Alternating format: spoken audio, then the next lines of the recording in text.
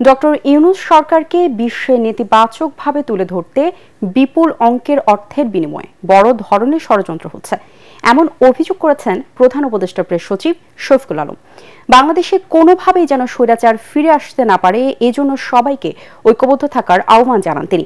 এ সময় বিএনপির সিনিয়র যুগ্ম মহাসচিব রুহুল কবির রিজভী বলেন, অন্তর্বর্তী সরকার নিয়ে সমালোচনা হবে, কিন্তু ব্যর্থ হতে দেওয়া যাবে না। জাতীয় প্রেস ক্লাবে এক অনুষ্ঠানে তারা এসব কথা বলেন। আরো জানাচ্ছেন তরিক ইসলাম।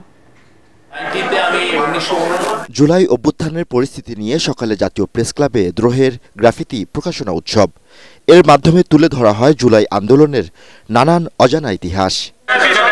প্রধান উপদেষ্টা প্রেস সচিব শফিকুল আলম বলেন, ভারতের সহায়তায় শেখ হাসিনা ষড়যন্ত্র করছে, এর পিছনে ব্যয় হচ্ছে বিপুল পরিমাণ অর্থ।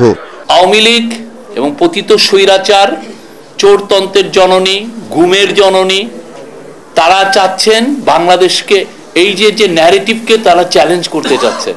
বারবার আপনি ওদের মেসেজগুলো দেখেন, 3000 পুলিশ মারা গেছে। ওদের মাঝে ইউনূস হচ্ছে জঙ্গি লিডার, ইউনূসকে ঘিরে আছে কারা? জঙ্গি লিডার। এটা কেন করছে জানেন? এটা খুবই ওয়েল অর্কেস্ট্রেটেড ক্যাম্পেইন এবং এটা ইন্ডিয়ান মিডিয়াও এটার সাথে জড়িত। তারা মিলিয়নস অফ ডলার খরচ করছে এই হাসিনার অলিগার্কগুলো।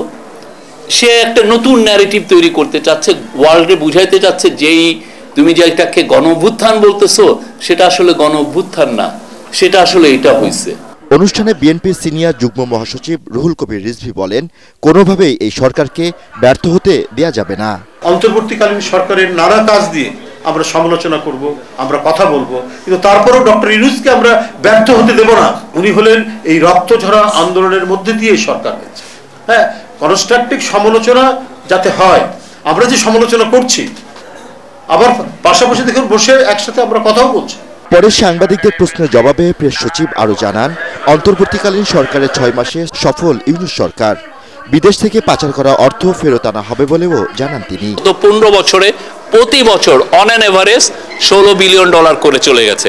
প্রত্যেকটা দেশের সাথে কথা বলে আমরা চেষ্টা করছি টাকাটা ফেরত আনার জন্য।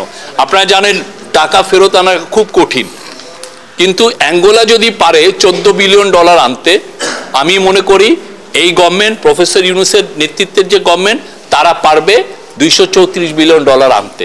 গ্রাফিতির মাধ্যমে জুলাই আন্দোলনের ইতিহাস বিশ্ব দরবারে বাংলাদেশকে নতুন করে তুলে ধরবে বলেও জানান বক্তারা।